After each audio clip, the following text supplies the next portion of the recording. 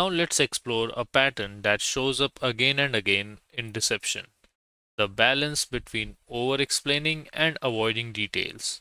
And this is powerful because liars often fall into one of these two extremes. Let's start with avoiding details. When someone is lying, they may try to keep their story short, simple, and vague. Why?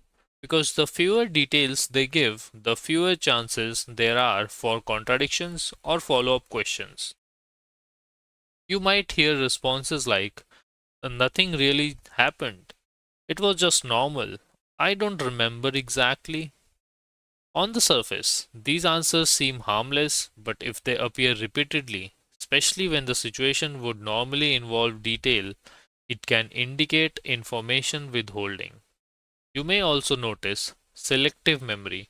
The person remembers safe, neutral parts clearly, but becomes vague or uncertain around specific moments.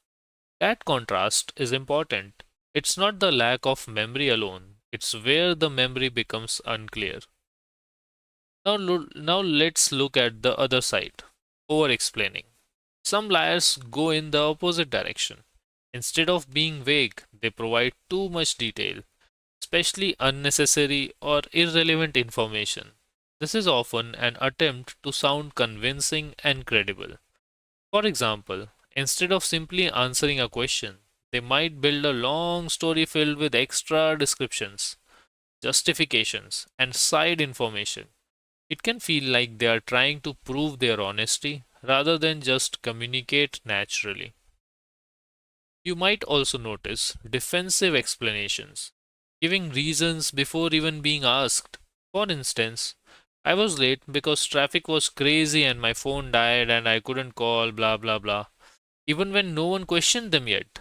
This can be a sign that they are anticipating doubt.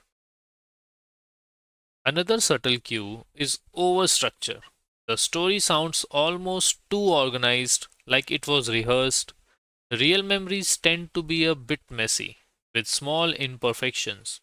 Overly polished stories can sometimes signal construction rather than recall. Now, here's the key insight: both extremes come from the same place: control. Avoiding details means controlling risk by saying less. Over explaining means controlling perception by saying more. Different people choose different strategies, but the goal is the same: to manage how they are perceived. So, how do you use this in real situations? You don't label someone a liar just because they are brief or detailed. Instead, you ask, is this level of detail normal for them? Does it change during certain topics? Are they consistent when I ask follow up questions? A powerful technique is to gently probe deeper. Ask open ended questions and see what happens. Does the vague person suddenly struggle when asked for specifics? Does the overly detailed person become inconsistent over time? Because the truth can handle depth, but a lie often struggles to maintain it. As you practice, you'll start noticing these patterns more clearly. Some people hide behind silence, others hide behind stories.